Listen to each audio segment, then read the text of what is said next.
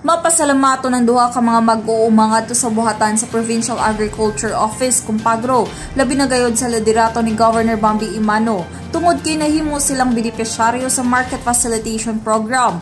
Ning baguhay lang nagpahigayon og Market Facilitation Program ang Pagro ngadto sa Barangay Kaulayanan lungsod sa Sugbong Kugon. Kung diin giadtuan sila mismo sa buhatan uban ang FICO Foundation aron makuha ang ilang produktong kamote ug mahatod ngadto sa buyer.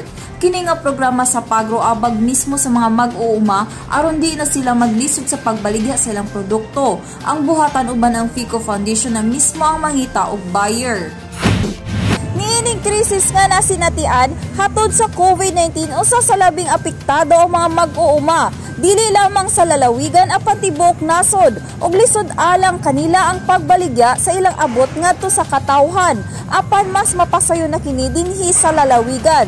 Kaya ang administrasyon ni Governor Bambi Imano pinaagi sa buhatan sa Pagro kanunay gayud sila tabangan.